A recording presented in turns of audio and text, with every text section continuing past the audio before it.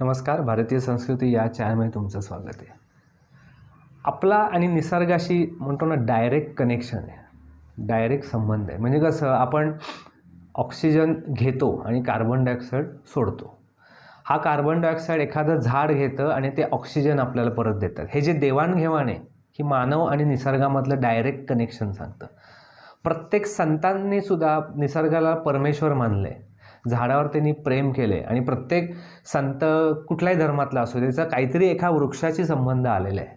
म्हणजे अगदी उदाहरण घ्यायचं, ज्ञानेश्वर माऊली घेतले तर त्यांचा अजान वृक्ष आहे. तुम्ही साईबाबा घेतलेत तर कडुलिंबाच्या खाली ते कायम बसलेले आहेत. तुम्ही समज दत्त महाराज घेतले तर कायम औदुंबर हा त्यांचा वृक्ष आहे. समज तुम्ही गणपती घेतला तर मंदार वृक्ष हे गणपतीचा आवडता वृक्ष घेतला. तुम्ही स्वामी समर्थ घेतले तर वटवृक्ष. म्हणजे प्रत्येक संत घेतलात की त्याचा एक वृक्ष आला आणि म्हणून आपण त्या वृक्षाची पूजा पण करतो.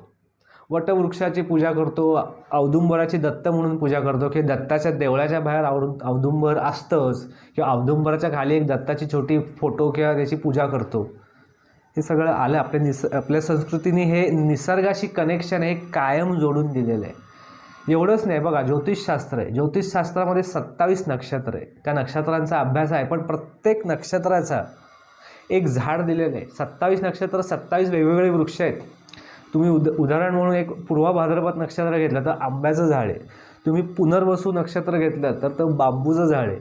पुष्य नक्षत्र घेतलं तर पिंपळाचं झाड आहे. अजून अनेक वृक्ष आहेत वेगवेगळे. तर हे असं काय नक्की तो अभ्यास काय आहे? बघा, आपलं साधं आहे की आपलं ब्लड ग्रुप असतो. एखाद्या माणसाला रक्ताची गरज असेल तर कुठलंही रँडम रक्त दिलेलं चालत नाही. ते रक्त चेक केलं जातं की ओ पॉझिटिव्ह आहे तर ओ पॉझिटिव्हच लागतो, व एखादं ए निगेटिव्ह होते ए निगेटिव्ह डोनर शोधावा लागतो. रँडम कुठलंही रक्त दिलं तर ऑन द स्पॉट तो माणूस मरू शकतो. मग तसंच प्रत्येक झाड जे आहे त्याचा एक वेगळा ऑरा आहे, त्याचा वेगळा एक स्पंदन म्हणजे एनर्जी पॅटर्न आहे. आणि तो एनर्जी पॅटर्न आपल्या बॉडीला कधी कम्पॅटेबल जास्तीत जास्त असतो. कुठल्याही झाडाचा जो ऑरा असतो तो ऑरा आपल्या माणसाला तो हेल्पफुल असतो. म्हणून नक्षत्राचं झाड जे आहे, म्हणजे समज पूर्वा भाद्रपद नक्षत्र असेल आणि झाड असेल त्याचं आंब्याचं वृक्ष असेल तर त्या आंब्याचीच पूजा केली पाहिजे, त्या आंब्याची देखभाल केली पाहिजे. किंवा त्या झाडाला जी फळं येतात ती फळं तुम्ही सेवन केली पाहिजेत. किंवा त्या झाडाची म्हणतो ना एखादी साधी फांदी आणून ठेवली किंवा तरी घरी चालतं, किंवा तुमच्या आसपास असेल तो वृक्ष तरी चालतं. त्याच्यातनं त्या व्यक्तीला ती एनर्जी, एक विशिष्ट एनर्जी पॅटर्न, त्याला ऑरा, त्याची एनर्जी, ताकद मिळत राहते. कसं आहे, काय लोकांना नक्षत्रही माहीत नसेल किंवा नक्षत्र माहीत असलं तर झाड माहीत नसेल. मुद्दा असा आहे की तुमचं निसर्गाशी आणि झाडाशी कनेक्टिव्हिटी असली पाहिजे. तुमचं भले तुम्हाला नक्षत्र माहीत नसेल तरी कुठल्या तरी वृक्षाची तुम्ही पूजा सेवा केली पाहिजे. एक उदाहरण म्हणून सांगतो. कुठल्या तरी 2 वर्षापूर्वी मॅगझिन वाचलं होतं मी की मिराकल्स ऑफ नेचर असं काहीतरी एक होतं, साधं स्क्रिप्ट होती. ते एक अमेरिकन डॉक्टर आहे, कोणतरी स्टीव्ह असा डॉक्टर होता. चांगला डॉक्टर होता तो, न्यूरोसर्जन वगैरे असा. तर त्याच्याकडे 10-12 वर्षाचा एक मुलगा पेशंट आला होता, आईवडील घेऊन आले होते आणि त्याला नर्वस सिस्टीमचा प्रॉब्लेम होता, काही बोन्स डेफिशियन्सी होती, असे अनेक डेफिशियन्सीज होत्या त्याला आणि औषधी घेऊन त्याचं काही होत नव्हतं. म्हणून या डॉक्टरकडे आले होते.